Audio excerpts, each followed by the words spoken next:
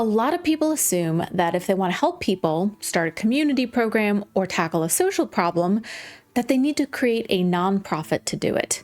But that's not always true. In fact, assuming that doing good requires a 501c3 status is one of the biggest mistakes early stage founders make. I have now started and led both a nonprofit and an LLC, both with a mission to make a social impact at different points in my life. So I know the pros and cons of both formats for people who want to do good through their work.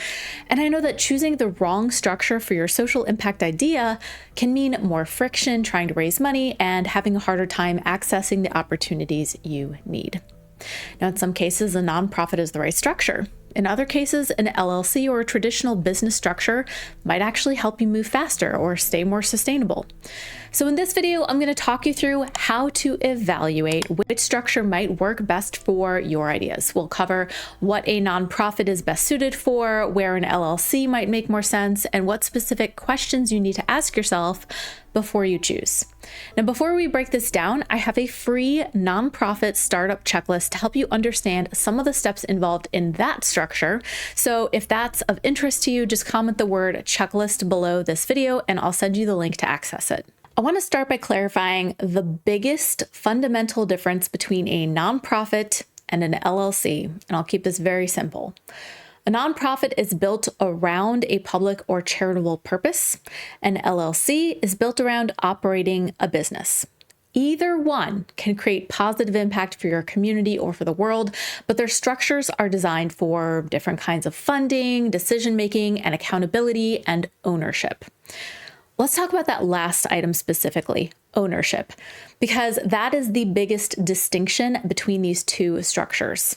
In a nonprofit, there is no private ownership of the mission or its assets.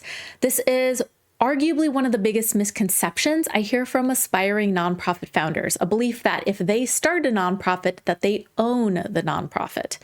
But actually, according to the IRS, because a nonprofit is granted tax-exempt status, you can't own the nonprofit even if you founded it. Technically, it's owned by the public and governed by a board of directors, typically made up of unpaid volunteers from your community.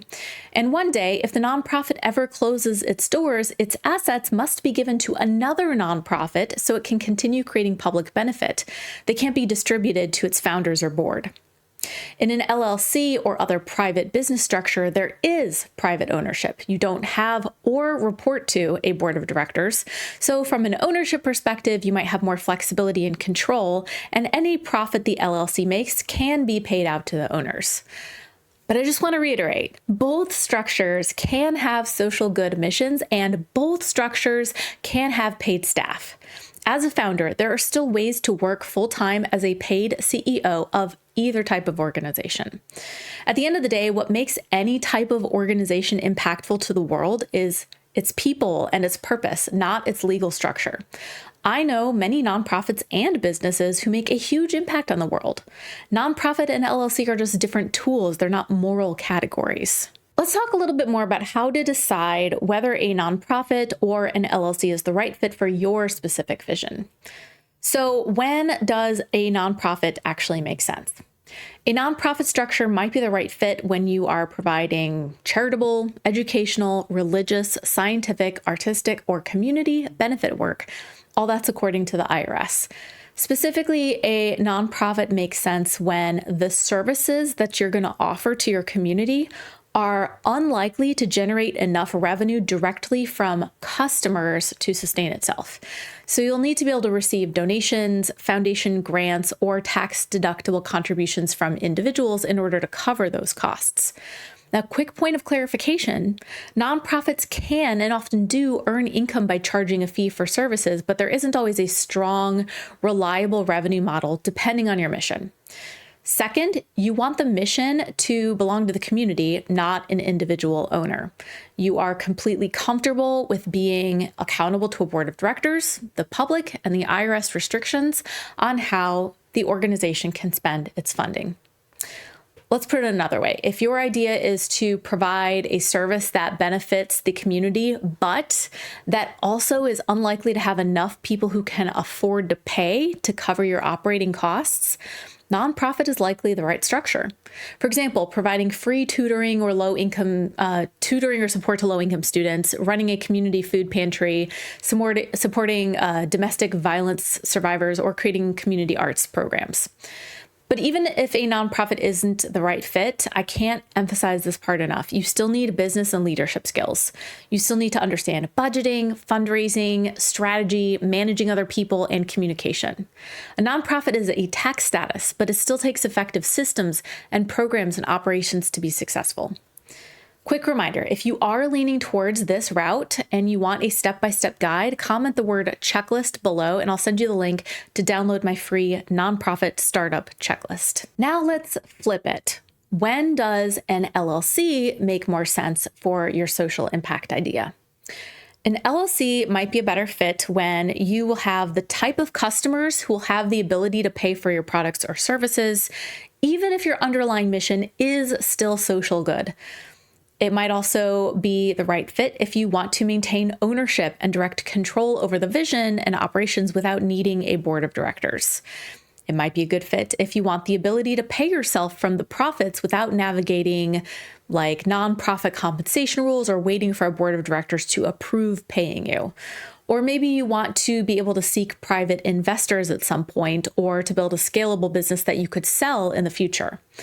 For example, if your idea is to sell eco-friendly consumer products or offer literacy consulting to schools or create a mental health app or run a mission-driven cafe that hires formerly incarcerated individuals, an LLC could, in theory, give you some solid flexibility. You can even donate proceeds back to partnering nonprofits, as many companies do. Again, choosing an LLC does not mean you care less about the issue. It simply means your impact model is market-based instead of donation-based. Okay, so if you're still on the fence, here are 3 specific questions to think through. And these are some of the questions that I use when I'm helping train and advise other nonprofit founders. First, you want to think about the issue that you want to tackle and the services you want to offer, and consider this. Question number 1 is who pays for the work that needs to get done? Someone's got to pay for all these things that cost money and people's time, etc. If the people benefiting from your work can't afford to pay for it, a nonprofit model may be a better fit because you're going to need to have third parties to subsidize the cost. If your customers can pay for the value they receive, an LLC may fit better. The second question is who should own and control the long-term vision? If you want the organization to be community governed with a board of directors making the final calls, choose a nonprofit. If you want it to be founder owned and founder directed, choose an LLC. And the third question is, what's going to happen to the profits if there are any that year from the organization? If you want all surplus revenue fully reinvested into the mission with no private ownership or payout, choose a nonprofit. If you want the ability to distribute profits to yourself as the founder or other company owners, choose an LLC. Now, if you're listening to this and thinking, Amber, neither of those sounds exactly right for me, there are actually a lot of other options beyond just starting a brand new 501c3 nonprofit or an LLC. So here are a few other paths you might want to consider. The first is fiscal sponsorship. This is a great way to test a charitable idea. In a fiscal sponsorship, you would operate your pilot project under the legal umbrella of an existing nonprofit. They would process the tax deductible donations for you, usually for a small administrative fee, and then you get to test your program without the massive headache of filing for your own tax-exempt status right away just to see if it works. You might also partner with an existing nonprofit. Something to think about. Instead of starting a new entity, can you take your idea and run it as a program inside an organization that already has the infrastructure? Another one is having a social enterprise inside a nonprofit. So this is when you would have a nonprofit that also operates a revenue-generating business to fund its charitable work. I talk about social enterprise a lot on my channel, so be sure to check out my whole playlist and other videos on this topic too. Benefit corporation or B Corp is another option depending on your state. It's a legal structure that legally requires the business to balance profit with public benefit. So a B Corp is a certification, kind of like fair trade or organic, that any business can earn by proving their social and environmental performance. You don't need to master every legal nuance today. Just know that there are multiple models of creating positive impact. Before I share about some things to avoid as you're considering which way to go, I do want to take a moment to thank the sponsor of this video, Click and Pledge. Click and Pledge makes it easy for nonprofits to start strong and scale with confidence, communicate with all your donors, and even empower and equip your team to go raise money for your cause too. With Click and Pledge, you're going to get professional grade tools for super affordable startup level costs from day one. They've got customizable donation forms that you can plug right into your website to form the foundation of your fundraising strategy. But Click and Pledge also has a number of other tools included in their flat monthly costs that you can use as your nonprofit is growing and scaling its fundraising. Things like in-person and peer-to-peer fundraising features. They've got video fundraising with links to donate embedded right in the videos, text to give tools, donor management tools, AI support like their new Pulse feature to help create fundraising reports quickly, and Ask Quickly, which helps your donors ask questions about your cause so they can get the clarity that they need to go ahead and donate. And also Salesforce and other integrations, all included with no contracts or surprise add-on fees. Now, unlike some platforms that increase your fees as you grow, Click and Pledge pricing stays the same whether you have 10 donors or 10,000 donors. So you can use the QR code and link in the description below to check out Click and Pledge, book a demo, and get your first $25 monthly fee waived. Now, a word of caution. I see founders choose their structure for the wrong reasons all the time. So just be careful. Don't choose a nonprofit structure just because you think grants are easy money. Trust me, they aren't. They take a lot of time, proof of concept, and they're very, very competitive. Don't choose a nonprofit because you just don't want to learn how to sell anything, or that you assume doing good legally requires nonprofit status, or that you want to look legitimate before you have actually proven that your idea works, or because you want to maintain total control of everything as a founder while still receiving charitable donations. The IRS doesn't allow that. Spoiler alert. On the flip side, don't choose an LLC just because you want to avoid having a board of directors. Consider that in a nonprofit, when governed well, a board can actually be a big asset to your mission, not a liability. Don't choose an LLC because you don't want the accountability that comes with a nonprofit, or because you haven't actually figured out who will pay for your product yet. All these things can be figured out to help you make a real discerning choice.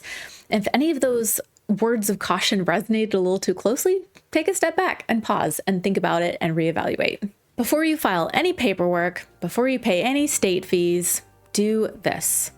Write down your impact and revenue model. Who are you helping? What are you offering them? What are your services? Who is actually paying for these services? What does success look like in a couple of years? I think that once you answer those questions, the legal structure will just become obvious to you. The structure should follow your goals and your strategy, not the other way around. So if you've heard all this and you know that a nonprofit is the right way to go for your specific idea and mission, comment the word checklist below, and I will send you the link to download my free nonprofit startup checklist to help you take the first steps. And if you want to go deeper than what I can share on YouTube, my free weekly newsletter is where I share more tips and strategies and funding opportunities that just don't fit in a video. The link to subscribe is in the description below, or you can find it at changemakercafe.com. If you want to hear more about my experiences leading both a nonprofit and a business, check out this video next, where I share major differences in what it's like running both types of organizations. I'm Amber Melanie Smith. Don't forget to subscribe for catching the next video, and I will see you next time. Bye.